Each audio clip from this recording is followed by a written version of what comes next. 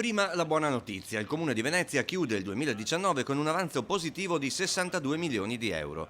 Adesso la brutta. Il Comune di Venezia prevede per il 2020 minori entrate dovute al crollo del turismo in città per 120 milioni, un buco che solo in parte verrà ripianato dall'avanzo positivo. È una disponibilità dal punto di vista sia finanziario, sotto forma di liquidità, sia proprio di avanzo che riesce ad andare a coprire, in questo caso, purtroppo, ma meno male da un certo punto di vista, le mancate entrate che avremo nel 2020. Nel 2015, ricorda Zwin, il Comune di Venezia era in passivo di 72 milioni di euro. La ferma volontà del sindaco di mettere i conti a posto entro la durata del mandato e il cambio di metodo nella gestione, ha detto l'assessore, hanno fatto il miracolo. Per l'anno prossimo ci si dovrà però rivolgere ad altri santi, tra questi anche il governo che nel decreto Rilancio Italia ha stanziato 9,8 milioni per Venezia.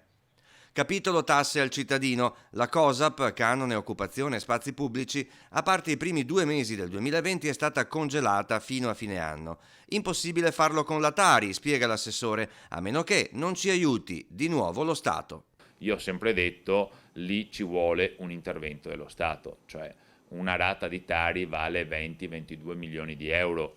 Si può immaginare che io ne ho già 115 in meno, di certo non riesco ad addossarmi 22 milioni di euro. Il rendiconto di gestione 2019 di Cafarsetti è stato approvato giovedì in giunta. Seguirà il benestare del Consiglio entro il 30 giugno.